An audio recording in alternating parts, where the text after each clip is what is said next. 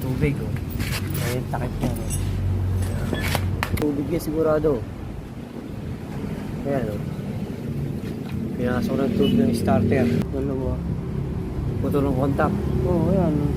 Oo nga, ano, putol ng contact sa loob ng ano, eh. Yung tao ko kung may grounded ba o magandang pa contact. Medyo okay para contact. Oo, grounded. Grounded.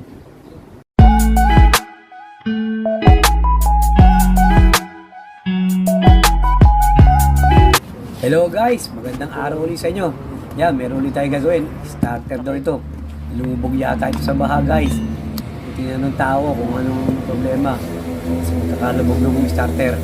Guys, starter yan ng BC ito. Tingnan natin kung anong problema. Dinala lang dito ng customer. Sila na nagtanggal. Yan. Pinatanggal na namin. Starter ng BC2. Reduction type ba yan? Ano? Reduction type. Bago ang lahat guys, yung mga hindi pa subscribe na sa aming YouTube channel, EMB TV guys. Like and share guys ha. Thank you guys. Ayun na, panoorin natin. So guys, solenoid to, solenoid. Tinatanggal na ng tornilyo. Dito po nagpusok. Dyan sa ilalim. Baka po yung carbon ba? Buksan niyo? Dito po ulit. Di ba may inilang po kayo dyan, yung putol tatay. Baka yung po ulit. Muna natin ang loob. Parang bumuka solenoid eh. Eh, ganun po talaga dati ba po yun? Ayun daw po talaga. Natin kung anong problema, check natin para maalaman natin kung Ayun po lagi naging sira. carbon. Yung may bakal po nakaikat, napuputol. Ganun din po, nandinala ko din po. Kasi mapaklas na yun, pinahinang na lang.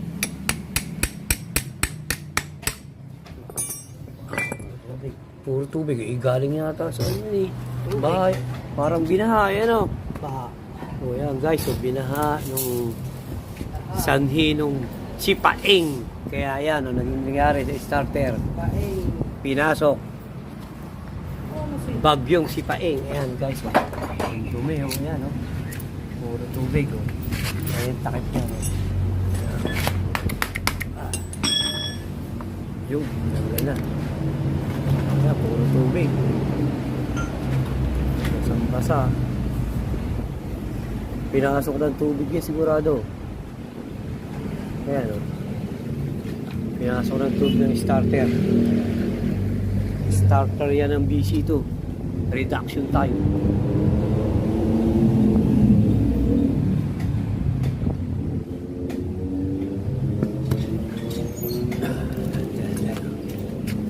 Ito yan. Puro ang tubig o putik o. Tubig na may halong putik. Ito yung armature to guys. Armature. Armature ang tawag ito. Armature. Starter armature. Yan. Yan.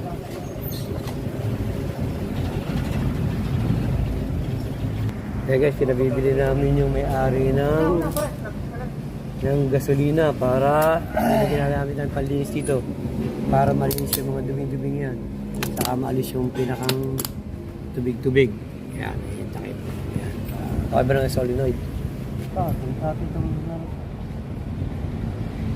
Dahil gawa paano na pagka nabagyo, pag nalang lagi nabagyo. Ile-check yung ano. Nahihirapan din. Para lagi may gawa. Lagi may bagyo, lagi may gawa.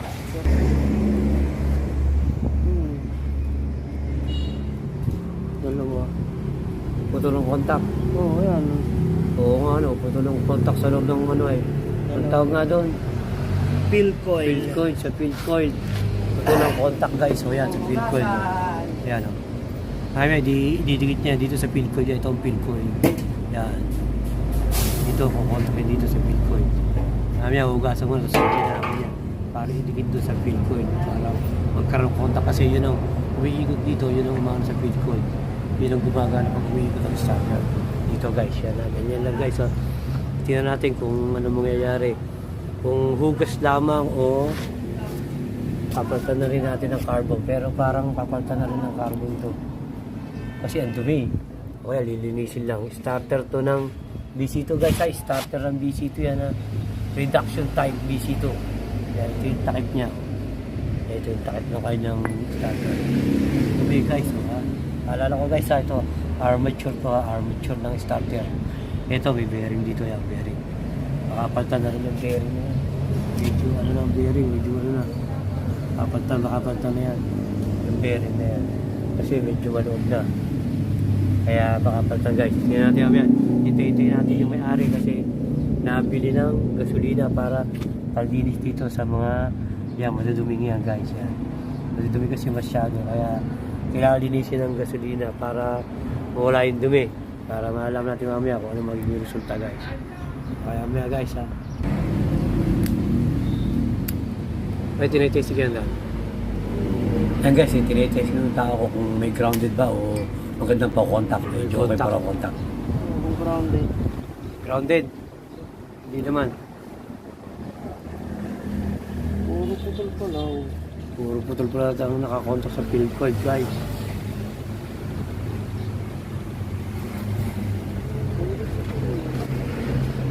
Tatlo pa na putol. Lahat putol, tatlo. Yun yung naka-connect siya sa field coil guys. Epoxy bang maliit daw mo? Meron. Bili ka ng epoxy maliit daw. Kasi lalagyan daw ng epoxy guys. Epoxy. Epoxy maliit. Steel. Steel epoxy. Yan guys, napabili ng bata ako ng epoxy steel. Tapos ilalagay yata dito para magkaroon ng dikit dito sa pinagkukonektahan ng field coil. Pinabibili ng may-ari ng epoxy steel para lagyan dito. Kasi sa naputol sa field coil. Field coil yung tawag yan guys. Sa apat na yan, field coil. Yan guys, inugasan ng electrician ko yung starter para matagal ang dumi. Tanggal nyo kadumi ba yan? May pintura yun. Guys, kinex na ng tao ko yung carbon. Hindi na papalitan yung carbon guys. Hindi na carbon. Okay pa raw. Alin? Boy, wag po. Pare alag yata yan. Alan? Yan. Ano yun? Nabasa, tumigas yung kalahati. Kaya nga pala guys, check na namin yung bearing. Hindi na rin papalitan yung bearing. Okay pa rin. Saka yung carbon. Kaya nilinis na. Guys, ganyan lang ang paglilinis ng Epoxy. starter ng BC2 na inabot ng baha. Yan. Lumubog sa tubig. Kaya madumi. Nakastop. Naka-over na lang.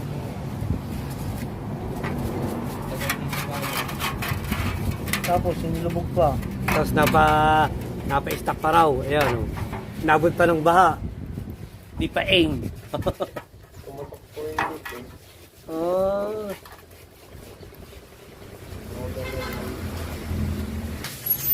Ayan guys, nilinis din ng tubig. Pahugas ng gasolina. Ilinisin nyo yung tubig kasi pag tinisting nyo, baka mag-shorted, mag-usok-usukan. Masira lalo yung starter. Yan ha, pagkatapos yung nilinis ng gasolina, hugasan ng tubig guys. Ayan ha, usok yan. Mag-uusok daw pagka hindi kinakalaw, hugasan din ng tubig. Tatanggalin yung mga gasolina. Kailangan nyo lagyan ng hugasan ng gasolina para matanggal yung dumi-dumi. Madaling matanggal yung mga itim-itim. Ayan. Tubig, tubig naman. Ayan. Hugasan ng tubig. Galit sa tubig. Nabasa rin ng tubig. Para mamaya pagka-testing, hindi umusok, hindi magka-shorted. Kaya kailangan hugasan ng tubig. Ayan guys, so yung hinihinangan na nung electrician ko yung field coil na naputol. Tatlo yung hinihinangan niya. Yun yung tanso na malapad na parang ano lang yun na nakaikot sa field coil. Ganon. Ayan yun. Hinihinangan niya kasi naputol yun. Tatlo yun naputol. Kaya hinihinangan niya para hindi na maputol uli. Ayan guys, yung inugasan namin kanina, siyempre pag inugasan nyo, patutuyuin nyo para hindi naman magkaroon ng grounded. Kaya tinutuyo namin yung inugasan kanina. Ayan guys. starter yan ng BC2 guys ha. Ayan eh. Pagkatapos ng hinang guys yan eh. Ginagawa ng tao, ilalagay niya ng epoxy para yung kaninang hininangan niya. Yung tatlong naputol na tanso na medyo ang lapad nun, siguro parang maliit lang basta maliit lang yung guys ang lapad nun. Yan. Ilalagay niya ng epoxy para siguradong hindi na maputol sa susunod na pag i-start ng kanyang starter. Kasi kaya napilitan siguro kanina kasi gawa ng bumaha, pinilitan yun, kaya naputol yun. Kaya nga saka siyempre guys, hindi senior yung tinatamaan ng carbon. Kailangan lihain yung guys, yung tinatamaan ng carbon starter ng carbon yan. Carbon brush, kailangan lihain yung para medyo maganda ang commutator. Ito lang pala ang carbon. Yan yung tinatamaan basta ng guys sa starter. Tapos nagkaroon ng tama yung kanyang tanso.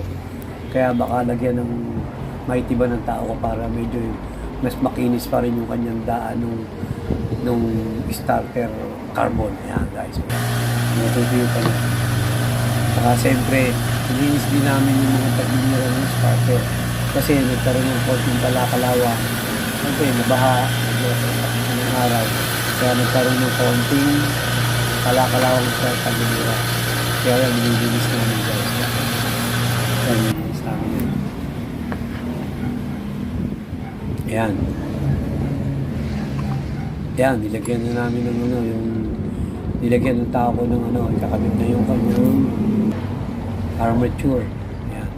Nilagay na niya yan, nilagay niya ng ng grasa para medyo magandang umikot, dumulas, hindi maganit. Nilagay na niya yung housing. Yan yung housing. Oh. Yan, kinabit niya yung housing. Yan. Yan lang guys, ang ng starter ng mga BC2, pag binaha kayo ng ganyan lang ang paggagawa ng BC2. Pag-check kung paano, kung anong magiging sira, pag binaha, yan. Yan ang nakita namin sira ng binaha. Yung sinusungkit naman niya, yan yung carbon sa tanso na lumalapat, yan, lumapat na guys. Yun. Tapos yung isang kinabit niya, doon sa solenoid, yung pinakang ground ng starter. Yan o. Yun, kinabit na niya. Yung pinakang wire ng starter. Kasi pag wala mo, hindi gagana yung pagka in-start mo. Kaya kinakalang meron din nun. Yan guys o. Ganyan lang guys. Guys, subscribe to my YouTube channel guys ha. TMB TV guys. Like and share. And pindutin yung notification bell para lagi yung updated sa video namin. Ipopost guys ha. Yun, nilagyan din niya yung bearing na maliit. Nilalagyan din niya ng grasa para medyo talaga maganda ang takbo ng starter. Yan lang guys. Ganyan lang guys ha. Ayan, ganyan lang pag yan. Pinupukpok pa niya ng konti yung tagiliran para lumapat ang gusto ng kanyang housing sa mismong ulo ng starter. Yan. Yan, kinabit na niya yung pinakang takip sa apuitan ng starter. Yan guys, ganyan lang guys oh.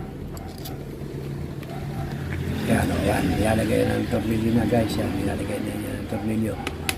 Pipit na yan. Guys ha, yung mga hindi pa subscribe na sa aming YouTube channel, TMB TV. Like and share at pakipindutin nyo rin yung notification bell para lagi nyo updated sa aming ipopost na video para may matutunan kayo kung paano maggawa ng starter. Ayan, ganyan lang guys. Kung paano mag-repair pag sakaling may problema yung starter, hanapin nyo lang yung YouTube channel namin para mag-guide kayo kung paano inaayos o ginagawa. Yan lang guys ha, yan o, ganyan lang ha.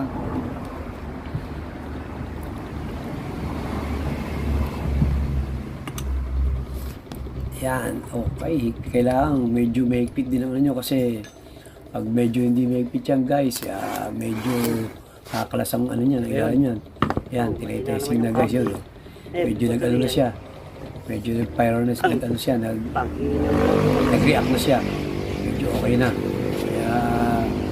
Kaya, yan. lang.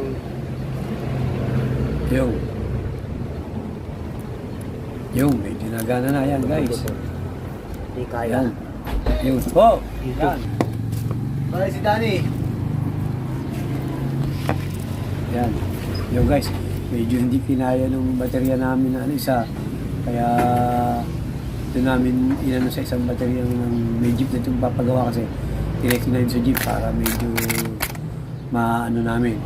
Yung guys, yung. Ayos na guys. Yan. Gumagana, pumapalo Ayan, ganun lang. appendix yan guys. Ito yun. Yun, umikot na, okay na. Yan lang guys.